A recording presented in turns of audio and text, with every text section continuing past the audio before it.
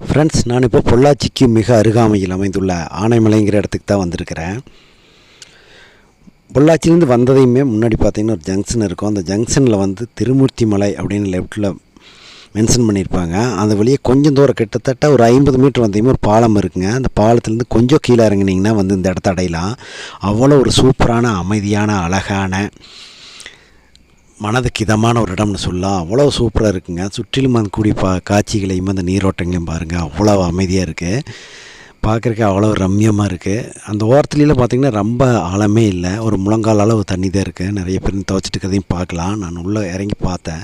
இந்த தண்ணி வந்து அதிகமாக அந்த டேம்லேருந்து வெளியே வந்து போகிற இடத்துல மட்டும் கொஞ்சம் ஃபோர்ஸாக இருக்குது. இறங்கும் போது கொஞ்சம் பார்த்து இறங்குங்க, அங்கங்கே பயங்கரமாக வழுக்குது, அது மட்டும்தான். மற்றபடி இங்கே வந்தீங்கன்னா என்ன நம்ம ஃப்ரீயாக வந்து யாருமே கூட்டம் இல்லாதனால நீங்கள் வந்து அழகாக அமைதியாக வந்து டைம் பாஸ் பண்ண முடியும். குழந்தையோடு வந்தீங்கனாலும் நம்ம ஒரு இனிமையாக வந்து இந்த இடத்துல வந்து டைம் பாஸ் பண்ண முடியும். என்ன கொஞ்சம் வழுக்குது, அதை மட்டும் பார்த்து இறங்குங்க. இந்த பாறையெல்லாம் தாண்டி கொஞ்சம் அந்த பக்கம் போயிட்டிங்கன்னா ரொம்ப ஒரு கணுக்கால் அளவு தான் தண்ணி இருக்கும். அந்தளவுக்கு ஒரு சூப்பரான ஒரு இடங்க. நிறைய பேர் நம்ம கோயிலுக்கெல்லாம் வர்றோம், மாசினியம்மன் கோயிலுக்கு வந்து வழிபாடு முடிஞ்சு நம்ம அப்படியே திரும்பி போயிடுறோம். இந்த இடம் இப்படி ஒரு இடம் இருக்கிறது நிறைய பேர் தெரியறதில்லைன்னு நினைக்கிறேன். நிறைய பேர் சில பேர் வந்திருக்கலாம், சில பேர் வராமையும் வந்துக்கலாம்.